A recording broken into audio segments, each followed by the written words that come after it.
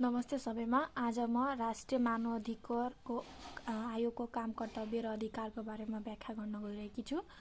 नेपालको संविधानमा भाग 25 को धारा 249 को मा यो राष्ट्रिय मानव अधिकार आयोग सम्बन्धी व्यवस्था रहेको छ र त्यसमा मानव अधिकारको फर्स्टमा हुन्छ मानव अधिकारको सम्मान, संरक्षण, प्रवर्धन तथा जुन मानव अधिकार छ त्यसको हक अधिकारको सम्मान गर्नु पर्यो, संरक्षण गर्नु पर्यो। मानव अधिकारको हकको सम्मान र संरक्षण, प्रवर्धन तथा त्यसको प्रभावकारी कारण भएछ कि छैन भने त्यसको सुनिश्चित गर्नु राष्ट्रिय मानव अधिकारको प्रमुख कर्तव्य हो। मानव अधिकारको संरक्षण गर्ने, सम्मान गर्ने, प्रवर्धन गर्ने र फेरि त्यो कार्यान्वयनमा छ कि छैन, कार्यान्वयन भएको सुनिश्चित गर्नु र यही सबै नै मानव अधिकारको यति मात्र सम्मान, संरक्षण, प्रवर्धन, प्रभावकारी कार्यान्वयन सुनिश्चित प्रमुख कर्तव्य हो। कसको त? राष्ट्रिय मानव अधिकारको फर्स्ट। त्यसपछि मानव अधिकारसँग उल्लङ्घन सम्बन्धमा छानबिन तथा अनुसन्धान गर्ने।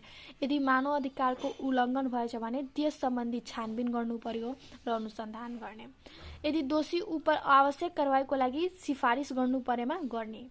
यदि कोही दोषी छ उसको माथि अहिलेसम्म त्यो दोषी पक्राउ परेको छैन, उसलाई सजाय भएको छैन भने त्यसलाई आवश्यक परेमा कारबाही गर्नु परेमा त्यसलाई कारबाहीको लागि सिफारिस दिने। यदि उसको माथि मुद्दा दायर गर्नु छ भने आवश्यकता पर्दा मुद्दा दायर गर्नु परेमा गर्ने। अर्को छ सचेतना अभिवृद्धि, जसरी इङ्ग्लिसमा भन्छ अवेरनेस। अवेरनेस समाजमा चारैतिर अवेरनेस फैलाउने कि मान्छेहरूलाई आफ्नो राष्ट्रिय मानव अधिकारको बारेमा थाहा हुँदैन, उनीहरूलाई थाहा होस्।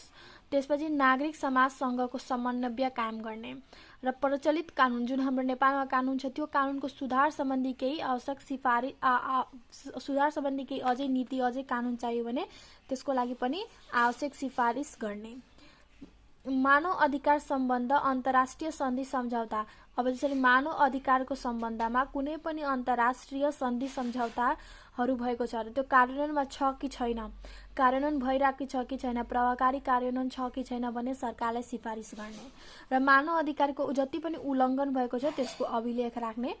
यति चाहिँ हाम्रो राष्ट्रिय मानव अधिकार आयोगको काम कर्तव्य रहेको छ। धन्यवाद।